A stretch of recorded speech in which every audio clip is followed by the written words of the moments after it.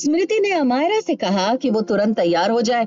Tea house पहुंचते ही स्मृति ने नीलेश दादाजी और मिस्टर अविनाश को ग्रीट किया।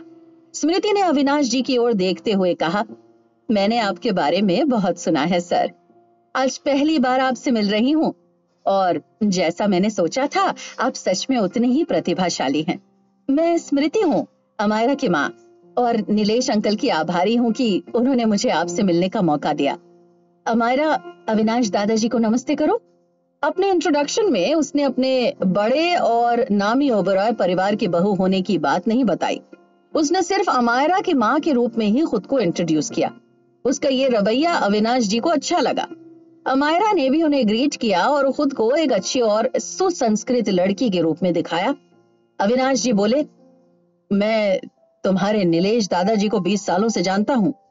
ये पहली बार है जब उन्होंने किसी को मुझे रेकमेंड किया है। भले ही अमायरा नाम उनके दिमाग में घूम रहा था, पर उन्होंने उस पर ज्यादा ध्यान नहीं दिया, क्योंकि इस समय उनका पूरा ध्यान मुंबई कॉलेज में अनामिका पर था। नीलेश दादाजी ने कहा, मुझे पूरा यकीन है कि ये बच्ची बहुत समझदार है और इसमें अच्छा हुनर है। इसने बचपन से अब तक चेस में कई इनाम जीते हैं। फिर उन्होंने अमायरा की ओर देखते हुए पूछा, क्या तुम अपने सारे सर्टिफिकेट और ट्रॉफीज लाई हो जो अविनाश जी को दिखा सको? अमायरा मुस्कुराकर बोली, मैं आप दोनों के सामने अवार्ड गिनाकर अपनी तारीफ नहीं करना चाहती।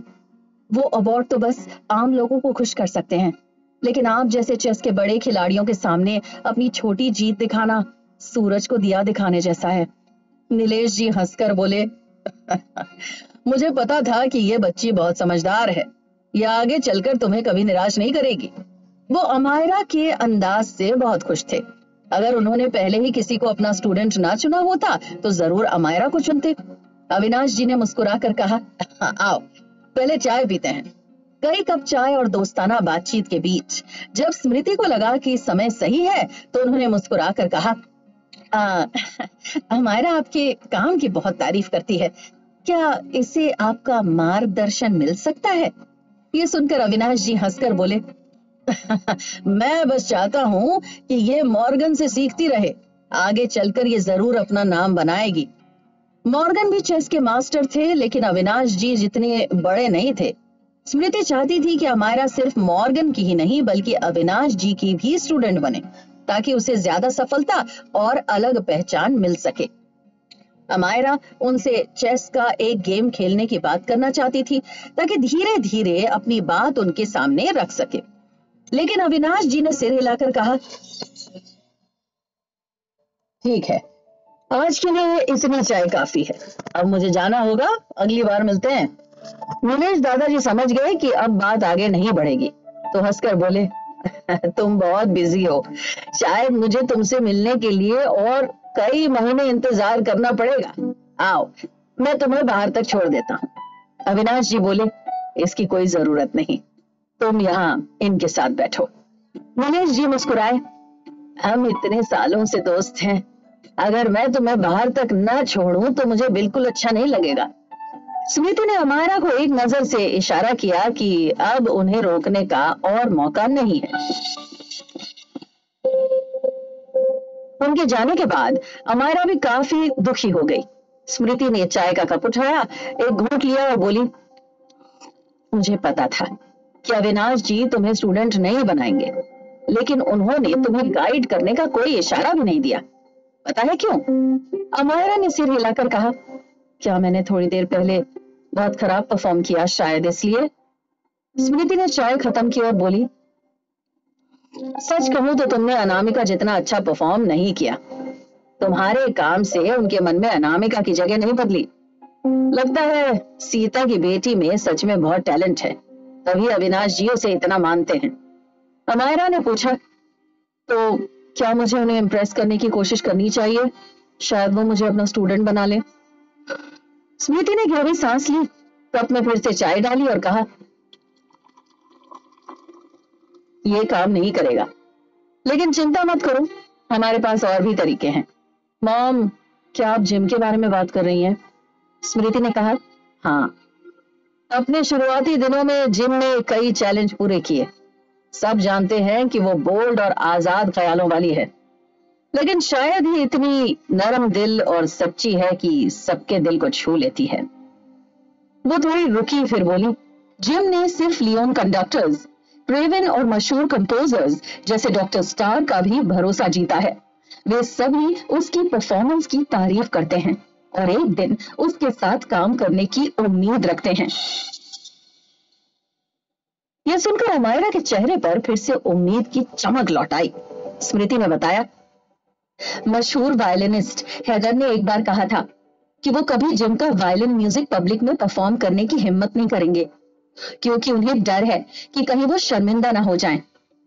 कई परफॉर्मर बस अपने शो में चमक दमक ढूंढते हैं और बिना गहराई के अपनी कला का दिखावा करते हैं, लेकिन जिम की तकनीक बहुत गहरी और अद्भुत है।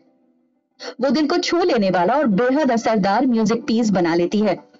अमायरा ने थोड़ी चिंता से कहा, लेकिन मॉम, आज तक किसी ने जिम को देखा ही नहीं है, उसे ढूंढना आसान नहीं होगा। और अगर उसने पहले ही कोई स्टूडेंट चुन लिया हो, या फिर अगर वो भी अविनाश दादाजी की तरह हो जो खास स्टूडेंट को एक्सेप्ट ही नहीं करते। स्मृति मुस्कुराई, अगर तुम कोशिश ही नहीं करोगी तो तुम्हें पता कैसे चलेगा। इतना कहते ही उन्होंने अचानक कुछ कदमों की आहट सुनी और धीरे से बोली, चुप हो जाओ। अपनी मॉम को सीधा बैठा देखकर अमायरा ने भी अपनी पीठ सीधी कर ली। तभी कदमों की आहट पास आई और दरवाजा खुला। नीलेश दादाजी अंदर आते हुए हंस कर बोले, आखिरकार मैंने उस बूढ़े को बाहर छोड़ ही दिया। यह सुनकर स्मृति और अमायरा ने एक दूसरे को समझदारी भरी मुस्कान दी, जिससे उनकी अच्छी परवरिश झलक रही थी। नीलेश जी हंसते हुए बोले, माफ करना स्मृति, वो बहुत जिद्दी है। एक बार उसने मन बना लिया तो कोई उसे बदल नहीं सकता। स्मृति हंसते हुए बोली, कोई बात नहीं, आपने तो बहुत मदद की है, वरना हम उनसे मिल भी नहीं पाते। बस दिक्कत यह है कि अमायरा इतनी अच्छी नहीं है कि मिस्टर अविनाश की नजर उस पर टिके। इसमें आपकी कोई गलती नहीं है। यह सुनकर नीलेश जी थोड़ा मुस्कुराए और हल्के से बोले, अगर ऐसा है तो मैं एक मास्टर को जानता हूं जो मॉर्गन से भी बेहतर है। मैं किसी दिन तुम्हारा उससे परिचय करवाऊंगा। स्मृति ने कहा, अमायरा आपकी स्किल्स की बहुत तारीफ करती है, मगर बदकिस्मती से वो इतनी भाग्यशाली नहीं है कि आपकी स्टूडेंट बन सके। मुझे भरोसा है कि आपकी स्किल्स को सिर्फ एक ही इंसान टक्कर दे सकता है, और वो है अविनाश जी। लेकिन जब अविनाश जी ने किसी और को चुन लिया है तो अमायरा अपने लेवल से कम पर समझौता करने को तैयार नहीं है। नीलेश जी बोले, नहीं नहीं, तुम मुझे ज्यादा क्रेडिट दे रही हो। वैसे वायलिन बजाने और म्यूजिक क्रिएट करने में अगर कोई है जो सबको टक्कर दे सकता है तो वो केवल जिम है। वो कभी किसी को एंटरटेन नहीं करती। यहाँ तक कि बड़े बिजनेस टाइकून और अमीर लोग भी मुश्किल से ही उसके साथ मीटिंग तय कर पाते हैं। आप बेस्ट हैं दादाजी। अमायरा ने अचानक उनके हाथ पकड़कर खुश होते हुए कहा, अगली जिंदगी में मैं आपकी असली पोती बनना चाहूंगी। उन्होंने हंसते हुए जवाब दिया, हाँ, तुम दिन ब दिन मक्खन लगाने में और माहिर होती जा रही हो। स्मृति ने सख्त चेहरे के साथ कहा, अमायरा सीधी होकर बैठो और उनका हाथ छोड़ दो। नहीं, मैं नहीं छोड़ूंगी। मुझे दादाजी बहुत पसंद है। अगर मैं अगली जिंदगी में उनकी पोती बनी तो रोज भगवान को थैंक यू कहूंगी। उनके लिए खाना बनाऊंगी, जहां वो जाना चाहे वहां उनके साथ जाऊंगी, जो वो करना चाहे उसमें उनका साथ दूंगी और पूरी जिंदगी उनका ध्यान रखूंगी। ये सुनकर स्मृति ने हल्की सी बेबस मुस्कान के साथ उनकी ओर देखा और कहा, ये कभी कभी थोड़ा एक्साइटेड हो जाती है, लेकिन सच में आपको बहुत पसंद करती है। घर पर बैठते हुए भी ये उम्मीद रखती है कि किसी दिन आपकी स्टूडेंट बन सके। नीलेश जी हंसकर बोले, अरे बस भी करो, तुम लोग फिर से मेरी ज्यादा तारीफ कर रहे हो। उधर जैसे ही अविनाश जी टी हाउस के बाहर निकले, उन्होंने अनामिका को मैसेज किया, इस बार मेरा 60वां बर्थडे है और मैंने इसे बहुत बड़े लेवल पर मनाने का प्लान किया है।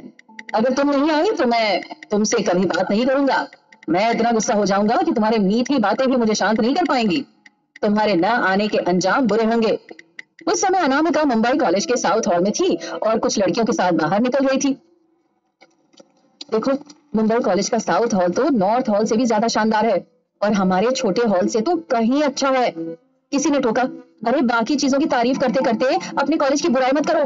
बड़े होने से क्या होता है, असली बात तो ये है कि यहाँ पढ़ने वाले स्टूडेंट कैसे हैं। बिल्कुल सही, पक्का आज हम अपने वीके कॉलेज के लिए नाम कमा कर जाएंगे।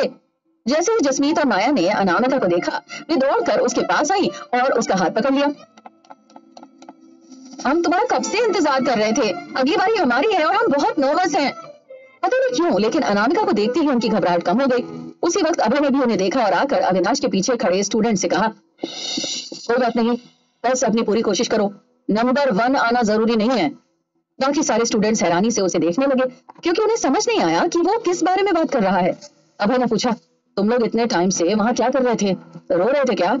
उसे अंदाजा था कि शायद वो हार गए होंगे और उदास होंगे। अभय ने उन्हें समझाया, तुम लोगों ने वीके कॉलेज की कोई बेइज्जती नहीं की है, अपने आप को दोष मत दो।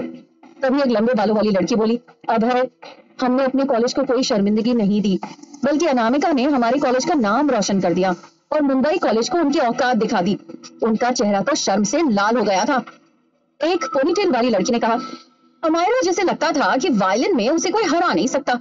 उसके बारे में सभी जजेस ने तारीफ की। अचानक उसने स्टेज पर जाकर अनु को चैलेंज कर दिया।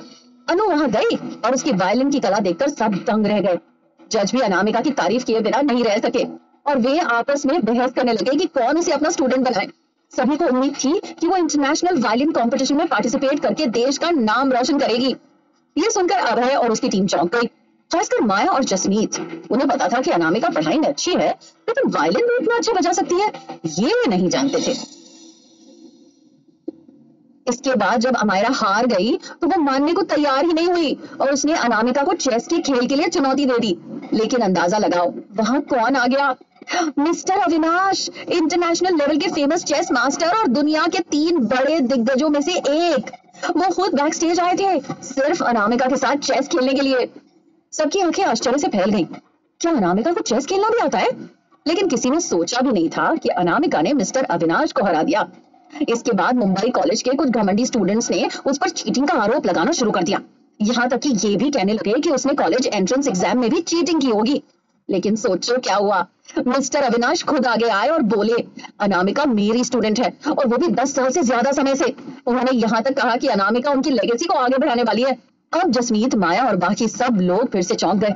अनामिका कितनी अद्भुत है, उसने अपने सारे हुनर को छुपा कर रखा था। ठीक उसी समय मंच पर माया, जसमीत जी और अनामिका का नाम अनाउंस हुआ। वे लोग वीके कॉलेज की मेडिकल टीम को रिप्रेजेंट करने वाले थे। क्या अमायरा वाकई में जिम को ढूंढ पाएगी या उसकी राह में कोई और बड़ा रहस्य छिपा है? क्या अनामिका की ये सच्चाई सामने आने से उसके दुश्मन और खतरनाक चालें चलेंगे? जानने